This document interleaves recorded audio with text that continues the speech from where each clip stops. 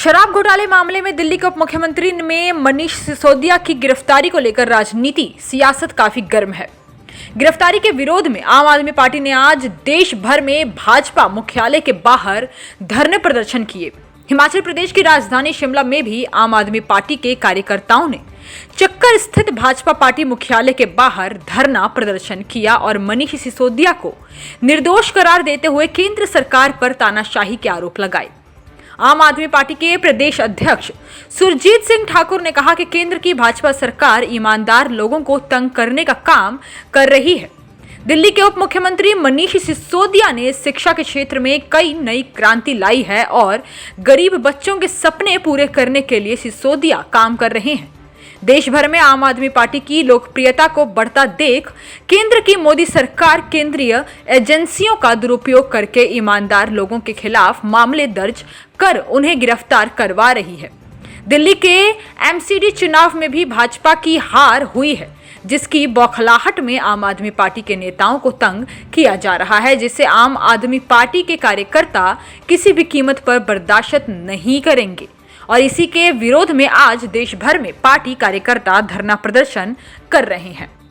धरने प्रदर्शन के माध्यम से हम ये बात बताना चाहते हैं कि जिस तरीके से भाजपा मोदी की सरकार देश के अंदर तानाशाही रवैया अपनाए हुए हैं, जहां जांच करने की हम लोगों ने मांग की थी कि अडानी ने 38 ऐसी कंपनियां बनाई हैं कि जिनकी जांच होनी चाहिए थी कि सारा पैसा देश से बाहर गया और वहां से फिर एक नंबर में ये वापस देश के लिए खर्चा किया जा रहा है।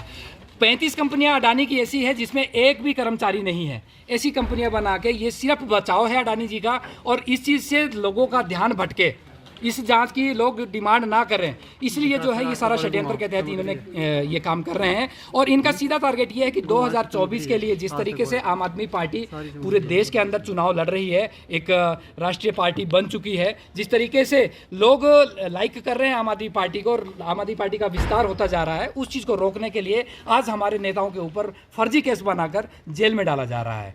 आज ये जाँच की बात इनको करनी चाहिए थी, अडानी जी की करनी चाहिए थी जो बात चल रही थी। सिर्फ इस मुद्दे से ध्यान भटकाने के लिए जनता का आज ये षड्यंत्र रचा गया है और मनीष सिसोदिया जी के ऊपर फर्जी केस कर दिए गए हैं। तो मैं आपको ये बताना चाहता हूँ कि मनीष सिसोदिया जी एक कट्टर ईमानदार आदमी है। उनकी पहले भी जांच हुई है, उसमें भी कुछ नहीं निकला और हम लोग पूरा सपोर्ट करेंगे जांच में भी, आगे भी कुछ नहीं निकलेगा, ये मैं बड़े दावे के साथ बात रखना चाहता हूँ। और देश के जनता के लिए जिस तरीके से जिस आदमी को शिक्षा के लिए हिंदुस्तान में अवार्ड मिलना चाहिए था, उससे प्राइज मिलना चाहिए था, वहाँ पे उस आदमी को, ऐसे इंसान को जेल में डाला जा रहा है। तो ये भाजपा ना तो ये किसी को पढ़ते देखना चाहती है और ना किसी को पढ़ना देना चाहती है। ये चाहती है कि देश में अंधभगत बने रहे और इस तरीके से इनकी भक्ति चलती रहे और इनकी सरकारें बनती रहें। अब देश की जनता को ये खुद डिसाइड करना है कि अब देश में किस तरीके का उनको माहौल बनाना है, किस तरीके के लोगों को चुनना है। तो मनीष सिसोदिया जी ऐसे हैं, ये पहली बार नहीं है, इनको एक बार नहीं, दो बार नहीं,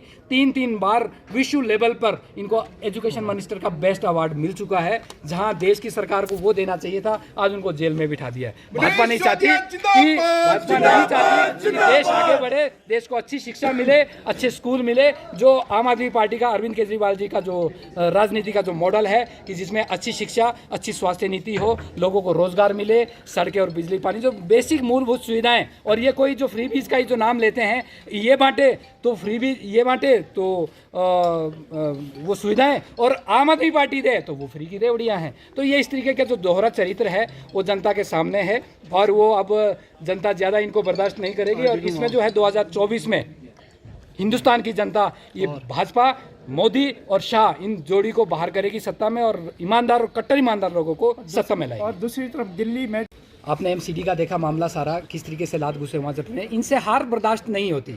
अब धीरे धीरे देश की जनता समझ चुकी है, 2 बार इनको सत्ता में ले आए देश की जनता, इन्होंने ठग कर, लोगों को झूठे वादे करके, अच्छे दिनों के सपने दिखाकर जिस तरीके से लोगों को छला है, ठगा है, लोग अब समझ चुके हैं, लोग इनके जाल से बाहर निकल रहे हैं। अब इनसे हार बर्दाश्त नहीं हो रही है, इसलिए ये हमारे नेताओं को जेल में डालने का। और आने वाले टाइम में आज मैं मीडिया के माध्यम से मैसेज देना चाहता हूँ कि अभी तो आपने मनीष सिसोदिया जी, सत्येंद्र जैन जी को जेल में बिठाया है, आप कितनों को बिठाओगे? हम सभी जेल जाने के लिए तैयार है, पर देश को हम अरविंद केजरीवाल जी के साथ खड़े हैं और देश को नंबर 1 राष्ट्र बनाकर छोड़ेंगे, वो हमारी एक कामना है और उसी के लिए हम लोग काम कर रहे हैं और ईमानदारी से काम करते रहेंगे।